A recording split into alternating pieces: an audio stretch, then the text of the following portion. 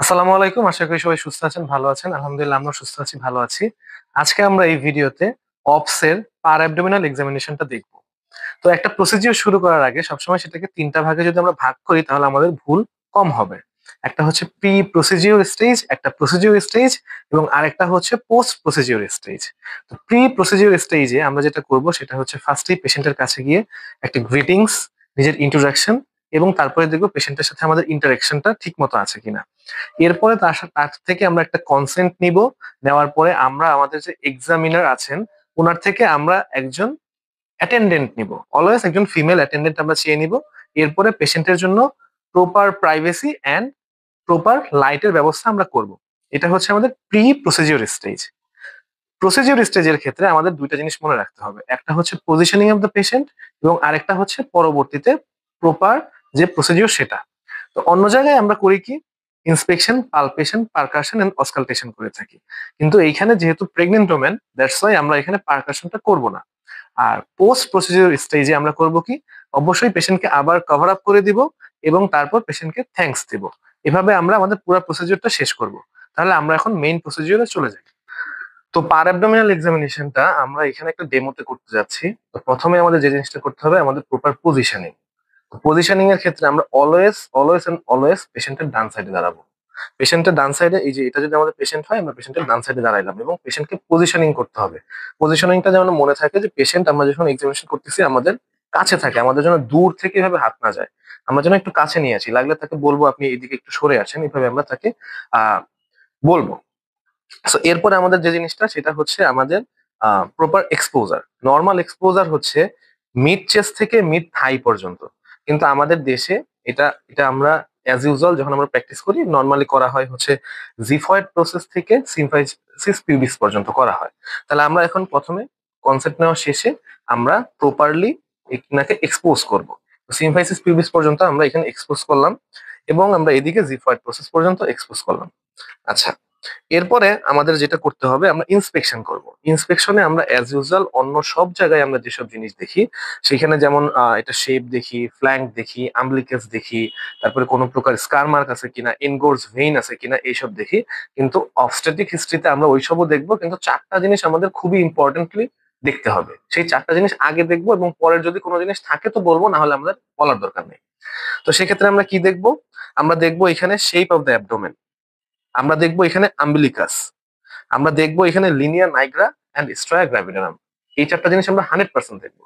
এরপরে আমরা দেখবো কোনো প্রকার স্কার মার্ক আছে কিনা, পিগমেন্টেশন আছে কিনা, পালসেশন আছে কিনা, ইনগোর্স ভেইন আছে কিনা। আমরা ইন্সপেক্ট করলাম, সব দিক থেকে আমরা এভাবে দেখে ইন্সপেক্ট করলাম। এরপরে আমাদের প্রেজেন্ট করতে হবে কিভাবে। তো আমরা যদি আমাদের স্যার বলে যে ইন্সপেকশন করো, তো আমরা ইন্সপেকশন করলাম এবং প্রেজেন্ট করবো এইভাবে: on my inspection abdomen is uniformly enlarge. অর্থাৎ প্রেগনেন্ট ওমেনের অ্যাবডোমেনটা সব দিকে ইউনিফর্মলি থাকবে। এর মাঝখানে যদি কোনো প্যাথোলজি থাকে, লাইক এখানে কোনো হার্নিয়া বা এখানে কোনো অন্য কোনো প্যাথোলজি, কোনো লাম, তাহলে কিন্তু ইউনিফর্ম হবে না। সো অ্যাজ ইউজুয়াল সেটা ইউনিফর্মলি এনলার্জই হয়। তো সেক্ষেত্রে আমরা বলবো on my inspection abdomen is uniformly enlarge, umbilicus is centrally placed and যদি সেটা টার্মের দিকে চলে যায় তাহলে আম্বিলিকাসটা ইভার্টেড হয়ে যায়। তাহলে umbilicus is centrally placed and everted and linea nigra and stria gravidarum are present. এটা হচ্ছে আমাদের নর্মাল ফাইন্ডিংস ইন্সপেকশনে। এছাড়া যদি আমরা কিছু পাই, লাইক কোনো স্কার মার্ক হতে পারে, এখানে প্রিভিয়াস সিজারিয়ান সেকশনে একটা ট্রান্সভার্স স্কার মার্ক থাকতে পারে, হতে পারে এইখানে অ্যাপেন্ডিক্সের অপারেশনের কারণে, এখানে হতে পারে লেপারোটমি কোনো প্রকার অপারেশনের কারণে থাকতে পারে। এইসব অনেক ধরনের স্কার মার্ক থাকতে পারে। স্কার মার্ক গুলো থাকলে আমরা দেখবো, বলবো যে স্কার মার্ক প্রেজেন্ট ইন দ্যাট রিজিয়নটার নাম বলবো।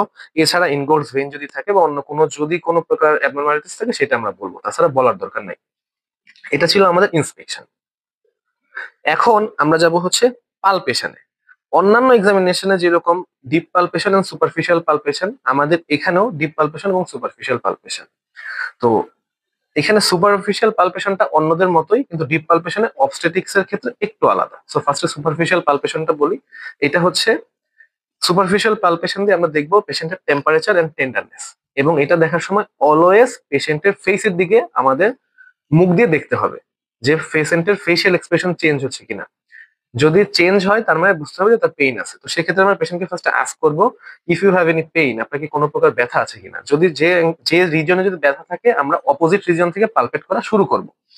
সো এখানে যদি এমন হয় যে কোনো প্রকার সমস্যা নাই, তার কোনো প্রকার ব্যথা নাই, সো আমরা এখন একটা অ্যাঙ্গেল থেকে শুরু করলাম। আমরা এইভাবে যে আমরা ক্লকওয়াইজ এভাবে পালপেট করব এবং পেশেন্টের ফেসের দিকে তাকাবো। এই অবস্থায় আমরা পেশেন্টের সুপারফিশিয়াল টেন্ডারনেস আছে কিনা অথবা টেম্পারেচার, কোথাও অ্যাবনর্মাল টেম্পারেচার ইনক্রিজ আছে কিনা সেই জিনিসটা আমরা দেখে নিলাম। আচ্ছা, এখন হচ্ছে ডিপ পালপেশন। অন্যান্য জায়গায় ডিপ পালপেশন বলতে অর্গান পালপেশন বোঝায়, কিন্তু আমাদের অবস্টেটিক্স এর ক্ষেত্রে, গাইনির ক্ষেত্রেও কিন্তু ডিপ পালপেশন বলতে ওই বিভিন্ন প্রকার ভিসেরাস বা অর্গান পালপেশন, কিন্তু অবস্টেটিক্স এর ক্ষেত্রে যেহেতু আমি প্রেগনেন্ট ওমেন, আমাদের এখানে 5টা জিনিস দেখতে হবে। ডিপ পালপেশনের ক্ষেত্রে হবে হচ্ছে symphysio fundal height, abdominal guard, fundal grip, lateral grip and pelvic grip. এই 5টা জিনিস আমাদের দেখতে হবে। তো প্রথমে আমরা যেটা দেখব সেটা হচ্ছে symphysio fundal height. সিমফাইসিও fundal height দেখার জন্য আমাদের আসলে টোটাল পালপেশনের ক্ষেত্রে শুধু একটা ইনস্ট্রুমেন্টই দরকার, সেটা হচ্ছে মেজারিং টেপ। তো আমাদের যেটা করতে হবে সিমফাইসিও ফান্ডাল হাইট দেখার জন্য আমাদের হাতের লেফট হ্যান্ডের আলনার বর্ডার দিয়ে আমরা এটা দেখবো। সেক্ষেত্রে আমরা স্টার্ট করব জিফয়েড প্রসেস থেকে। এইভাবে আমাদের ulnar border of the left hand আমরা জিফয়েড প্রসেস এইভাবে প্লেস করব। প্লেস করে আমরা এইভাবে নিচের দিকে আসব। যেই অবস্থায় আমরা ফান্ডাস পাবো একটা, দেখবো আমরা কনসিস্টেন্সি চেঞ্জ হয়ে গেছে অ্যাবডোমিনাল ওয়ালটার, অ্যান্টেরিয়র অ্যাবডোমিনাল ওয়ালের, দেখবো যে যখন ইউটেরাস পাবো সেটা ফার্ম হয়ে যাবে এবং আমরা পালপেট করলে বুঝতে পারবো যে সেটা ফার্ম। সো আমরা এটা আলনার বর্ডারটা যেখানে এসে ফার্ম একটা কনসিস্টেন্সি পাবো, দ্যাট মিনস সেটা আমাদের ফান্ডাস অফ দ্য ইউটেরাস। সেখান থেকে আমরা করব কি, মেজার করব কি সিমফাইসিও পিউবিস পর্যন্ত। এখানে মেজারিংটা একটা ইম্পর্টেন্ট একটা বিষয় আছে এবং ট্রিকি একটা ওয়ে আছে, সেটা হচ্ছে আমাদের, আমরা যেটা করব, এই যে আমাদের যে মেজারিং টেপ আছে সেটা ইঞ্চ, যেটা আছে ইঞ্চির যে মেজারিং পার্টটা আছে সেইটাকে আমরা এই আলনার বর্ডারের নিচে দিয়ে দিলাম যেখানে আমরা পাইছি, এবং বাকিটা আমরা এক্সটেন্ড করে ইঞ্চির পার্টটাই কিন্তু আমাদের উপরে থাকবে, সেইটা আমরা সিমফাইসিস পিউবিস পর্যন্ত টেনে নিলাম। এইভাবে টেনে নেওয়ার কারণে এই যে এই জায়গাটাই যেমন গেল, এই যে সিমফাইসিস পিউবিস এই পর্যন্ত গেল। এরপরে আমাদের যেটা করতে হবে, ইঞ্চিতে আমরা লিখবো না, আমরা তখন এই যে এই পর্যন্ত গেছে আমরা জাস্ট এটাকে উল্টায় ফেলবো। উল্টানোর পরে যে যে সেন্টিমিটারের যে মাপটা আসবে সেই সেন্টিমিটারের মাপটাই হচ্ছে আমরা খাতায় লিখবো বা আমরা আমাদের হিস্ট্রি নোটে লিখবো।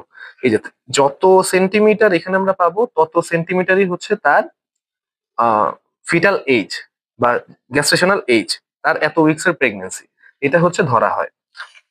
তো আমরা এখন কথা হচ্ছে, যেহেতু আমরা সেন্টিমিটারে লিখলাম তাহলে আমরা কেন ইঞ্চি দিয়ে মাপলাম? এর কারণ হচ্ছে টু প্রিভেন্ট দ্য বায়াসনেস। কারণ যদি এমন হয় আমরা যখন এক্সামিনেশন করব সেই পেশেন্টের তো ইডিডি আমরা অলরেডি জানি যে কত উইকস, সো এখানে আমরা যত সেন্টিমিটার পাবো আমরা চেষ্টা করবো যে ততই যেন ইডিডি হয়, যত প্রকার ঝামেলা কমানো যায়, তাই না? এটাই তো আমরা চাই পরীক্ষার হলে বা যে কোনো জায়গায়। কিন্তু যদি আমরা এইভাবে যদি থাকে, দেখা গেছে যে কোনো কারণে সিমফাইসিও ফান্ডাল হাইট হচ্ছে যে এই যে 34 চলে আসছে এই যে এখানে, কিন্তু আমরা যদি ইডিডিতে দেখি যে আমরা 36, তখন আমরা এক্সামিনেশনের সময় এমন করতে পারি নিজে থেকেই বায়াসনেস প্রিভেনশন মানে করার জন্য, যে আমরা এখানে এইভাবে হাতটা লম্বা করে একটু টান দিয়ে এটা 36 বানায় ফেলতে পারি, যেটা টোটালি রং। সো এটার জন্য আমরা করব কি, সম্পূর্ণভাবে এটা দেখবোই না, না দেখে আমরা ইঞ্চি দিয়ে মাপবো, অ্যাপ্রোপ্রিয়েট হব যে কোন জায়গায় আমাদের সেই প্রমিনেন্সটা সেই বরাবর দেখে তারপরে আমরা উল্টায় ফেলবো, তারপরে এই জিনিসটা আমরা মার্কিং করবো। সো এটাই হচ্ছে প্রসিজিওর, হচ্ছে সিমফাইসিও ফান্ডাল হাইট মেজারমেন্ট করার। আচ্ছা, এখন আমরা যেটা দেখবো সেটা হচ্ছে abdominal guard. So abdominal guard দেখার জন্য এটা অলওয়েজ কি, একটা সার্কামফারেন্স, একদম আমাদের অ্যাবডোমিনাল সার্কামফারেন্স দেখতে হয় আম্বিলিকাস বরাবর। তো সেক্ষেত্রে আমাদের পেশেন্টকে একদম টোটালি কমফোর্ট জোনে নিতে হবে, কারণ এটা আমরা টোটালটা মাপবো। তো সেক্ষেত্রে আমাদের কি করতে হবে, এই ফিতাটা পেশেন্টের নিজ দিয়ে পাস করতে হবে। তো সেক্ষেত্রে আমরা তো সরাসরি বললে তো হবে না, তো সেক্ষেত্রে আমাদের এটা কি করতে হবে, পেশেন্টকে বলতে হবে যে মা বা বোন আপনি আপনার কোমরটা উঁচু করেন। যদি উঁচু করার পরে আমরা ঠিক একইভাবে এই যে সেন্টিমিটারের যে পার্টটা আছে সেই পার্টটাই আমরা এখান দিয়ে ঢুকাবো। উঁচু করার পর তারপরে আমাদের যে মেজারটা আসবে, এই যে মেজারটা আসতেছে, এই মেজারটা আমরা এইভাবে সেন্টিমিটারে দেখে ফেলবো যে এটা কত ইয়াতে আছে। এইভাবে আমরা আম্বিলিকাস বরাবর সেন্টিমিটারটা দেখে ফেললাম, দেখে সেটা আমরা মেজার করে ফেলবো। So এটা হচ্ছে আমাদের অ্যাবডোমিনাল গার্ড। এরপরে আমরা দেখবো হচ্ছে ফান্ডাল গ্রিপ। এখন আমরা যেটা যেটা দেখবো সেটা হচ্ছে ফান্ডাল গ্রিপ। ফান্ডাল গ্রিপটা হচ্ছে আমাদের ইউটেরাসের যে ফান্ডাসটা আছে সেটা আমাদের দেখা এবং সেইখানে কি ধরনের প্রেজেন্টেশন আছে এটা আমাদের বোঝা। সো ইন দ্যাট কেস আমরা কিন্তু অলরেডি সিমফাইসিও ফান্ডাল হাইট দেখার সময় আলনার বর্ডার দিয়ে দেখে ফেলছিলাম যে কোথায় আমাদের ফান্ডাসটা আছে।